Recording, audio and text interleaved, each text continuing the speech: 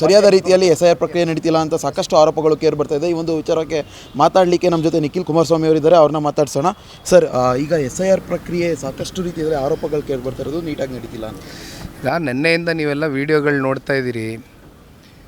ನನ್ನ ಮತಕ್ಷೇತ್ರ ರಾಮನಗರದಲ್ಲಿ BLA2ಗಳು ಒಂದಷ್ಟು ಮುಸಲ್ಮಾನ್ ವಾರ್ಡ್ಗಳಲ್ಲಿ ಏನಾಗಿದೆ ಅಂತಕ್ಕಂಥದ್ದನ್ನ ಸಂಪೂರ್ಣವಾಗಿ ನೈಜ ದೃಶ್ಯಾವಳಿಯನ್ನು ಶೂಟ್ ಮಾಡಿ ಮೊಬೈಲ್ ಮೂಲಕ ಇಡೀ ಮಾಧ್ಯಮದವರಿಗೆ ಅದನ್ನು ಹಂಚಿದ್ದೇವೆ.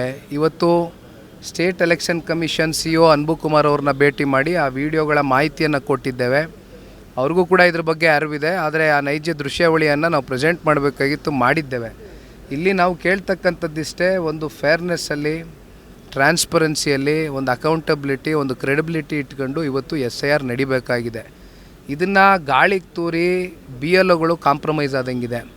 ಜೊತೆಯಲ್ಲಿ DCಗಳು ಕೂಡ ಸರ್ಕಾರದ ಒಂದಷ್ಟು ಜನಪ್ರತಿನಿಧಿಗಳ ಒತ್ತಡಕ್ಕೆ ಮಣದಂಗೆ ಕಾಣ್ತಾ ಇದೆ. ನಮ್ಮಲ್ಲೇ ಇವತ್ತು DC ನನ್ನನ್ನು ಬಹುಶಃ ನನಗೆ ತಿಳುವಳಿಕೆ ಇರಲಿಲ್ಲ, ಇನ್ಫಾರ್ಮೇಷನ್ ಕೊರತೆ ಇತ್ತು, ಇದ್ರ ಬಗ್ಗೆ ನಾಲೆಡ್ಜ್ ಇರಲಿಲ್ಲ ಅಂದಿದ್ರೆ ನಾನು ಯಾಮಾರು ಹೋಗ್ತಾಯಿದ್ದೆ. ಆದರೆ SIR ಅಂತಕ್ಕಂಥ ವರ್ಕ್ಶಾಪ್ನ JDS ಪಕ್ಷಕ್ಕೆ 100 ಕ್ಷೇತ್ರದಲ್ಲಿ ಕಂಡಕ್ಟ್ ಮಾಡಿಸಿರೋನು ನಿಖಿಲ್ ಕುಮಾರಸ್ವಾಮಿ. ಹಾಗಾಗಿ ನನಗೆ ಇದ್ರ ಬಗ್ಗೆ ಸಂಪೂರ್ಣ ರೂಲ್ ಬುಕ್ ಬಗ್ಗೆ ಅರಿವಿದೆ. ಅದನ್ನು ಕಳಿಸ್ಕೊಟ್ಟಾಗ ನನಗೆ ಹೇಳ್ತಾರೆ VFCಗಳಲ್ಲಿ ಫಾರ್ಮನ್ನು ಕೊಡ್ಬೋದು ಅಂದರೆ. VFCಗಳು ಅಂದರೆ ವೋಟರ್ ಫೆಸಿಲಿಟೇಷನ್ ಸೆಂಟರ್ ಅಂತ. ಅದಿರ್ತಕ್ಕಂಥವ್ರು ಯಾರಿಗೆ ಓದು ಬರೆಯೋಕ್ಕೆ ಬರೋದಿಲ್ಲ, ಫಾರ್ಮ್ಗಳು ಮನೆಗೆ ಹೋಗಿ ಕಲೆಕ್ಟ್ ಮಾಡ್ಕೊಂಡ್ಮೇಲೆ ಜೊತೆಲಿ ಬಂದು BLA2ಗಳು BLOಗಳ ಜೊತೆ ಕೂತ್ಕೊಂಡು ಫಾರ್ಮ್ ಫಿಲ್ ಮಾಡ್ತಕ್ಕಂಥದ್ದಕ್ಕೆ ಆ ಸೆಂಟರ್ ಕೊಟ್ಟಿರೋವಂಥದ್ದು ಇವತ್ತು. ಆದರೆ ಈಗ ಇದ್ರ ಮಧ್ಯೆ ನನಗೆ ಇಲ್ಲ VFCಗಳಲ್ಲೂ ಕೂಡ ಫಾರ್ಮನ್ನ ಹಂಚ್ಬೋದು ಅಂತಕ್ಕಂಥದ್ದು DC ನನಗೆ ಹೇಳಿದರು. ಆದರೆ ಕೊನೆಗೆ ಫೋನ್ ಮಾಡಿ ಇಲ್ಲ ನನಗೆ ಮಾಹಿತಿ ಕೊರತೆ ಇತ್ತು, ನನಗೆ ಗೊತ್ತಾಗಲಿಲ್ಲ ಅಂತಲೂ ಹೇಳ್ತಾರೆ. ಅಂದರೆ ಇದನ್ನು ನೋಡಿದಾಗ ಒಬ್ಬರು IAS ಆಫೀಸರ್ ಆಗಲಿಕ್ಕೆ ಏನು ಅಷ್ಟು ಸುಲಭ ಇಲ್ಲ. ಅವರೆಲ್ಲ ಭಾಳ ಬುದ್ಧಿವಂತರು, ಪ್ರಜ್ಞಾವಂತರು ಇರ್ತಾರೆ. ಕೋಟ್ಯಾಂತರ ಜನದಲ್ಲಿ ಬೆರಳೆಣಿಕೆ ಜನ ಮಾತ್ರ IAS, IFS, IPS ಎಲ್ಲ ಆಗ್ತಕ್ಕಂಥದ್ದಕ್ಕೆ ಅವಕಾಶ ಇರೋದು. ಅಂಥವ್ರಿಗೆ ಈ ವಿಚಾರ ಗೊತ್ತಿಲ್ವಾ ಅಥವಾ ಗೊತ್ತಿದ್ದು ಕೂಡ ನಮಗೆ ಗೂಬೆ ಕೂರ್ಸಕ್ಕೆ ನೋಡ್ತಾ ಇದ್ದಾರೆ? ಅದಕ್ಕೆ DC ಅವರು ಉತ್ತರ ಕೊಡಬೇಕು. ಸರ್, ಈ ಒಂದು ವಿಚಾರವಾಗಿ DC ಅವರು ನಿಮ್ಮ ದಿಕ್ಕನ್ನು ದಿಕ್ಕು ತಪ್ಪಿಸ್ಲಿಕ್ಕೆ ಈ ಥರ ಮಾಡಿದ್ದಾನೆ. ಯಾರಾದರೂ DC ಹಿಂದೆ ಇರ್ಬೋದಾ ಈ ವಿಚಾರದಲ್ಲಿ? ಈಗ ಇದು ರಾಮನಗರ ಜಿಲ್ಲೆ. ರಾಮನಗರದಲ್ಲಿ ಜಿಲ್ಲೆಯಲ್ಲಿ ಕಳೆದ 40 ವರ್ಷದಿಂದ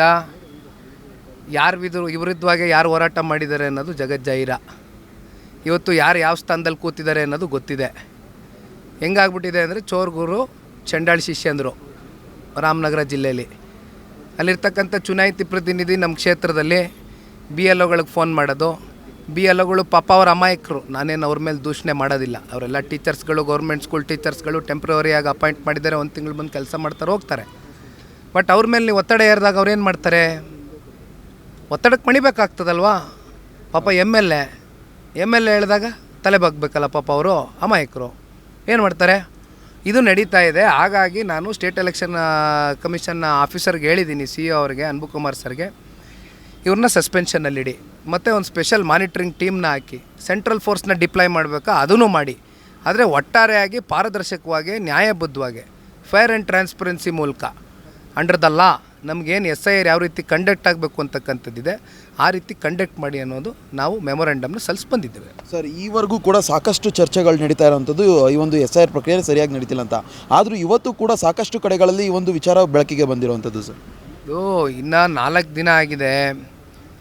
ಇದೇ ರೀತಿ ನಡೀತಾ ಹೋದರೆ ವೆಸ್ಟ್ ಬೆಂಗಾಲಲ್ಲಿ ಯಾವ ರೀತಿ ಅಲ್ಲಿರ್ತಕ್ಕಂಥ ರಾಜ್ಯ ಮಟ್ಟದ ಅಧಿಕಾರಿಗಳ ಮೇಲೆ ವಿಶ್ವಾಸ ಕಳ್ಕೊಂಡು ಕೊನೆಗೆ ಬೇರೆ ಹೊರ ರಾಜ್ಯಗಳಿಂದ, ದೇಶದಿಂದ ನಿಷ್ಠಾವಂತ ಪ್ರಾಮಾಣಿಕ ಅಧಿಕಾರಿಗಳನ್ನ ಡಿಪ್ಲಾಯ್ ಮಾಡಿ, ಸೆಂಟ್ರಲ್ ಫೋರ್ಸಸ್ನ ಡಿಪ್ಲಾಯ್ ಮಾಡಿ SIR ಕಂಡಕ್ಟ್ ಮಾಡಿಸಿದ್ರು. ಬಹುಶಃ ಕರ್ನಾಟಕನೂ ವೆಸ್ಟ್ ಬೆಂಗಾಲ್ಗೂ ಭಾಳ ವ್ಯತ್ಯಾಸ ಕಾಣ್ತಾ ಇಲ್ಲ ನನಗೆ. ಮುಂದಿನ ದಿನಗಳಲ್ಲಿ ಅದು ಆಗಬೇಕಾಗ್ತದೆ. Thank you sir. ಎಸ್, ಇದಿಷ್ಟು ನಿಖಿಲ್ ಕುಮಾರಸ್ವಾಮಿ ಅವರ ಮಾತಾಗಿರುವಂಥದ್ದು. ಕ್ಯಾಮ್ರಾ ಪರ್ಸನ್ ಗಂಗಾಧರ್ ಜೊತೆ ಜೀವನ್, ಅಶ್ವೇಗ ನ್ಯೂಸ್, ಬೆಂಗಳೂರು.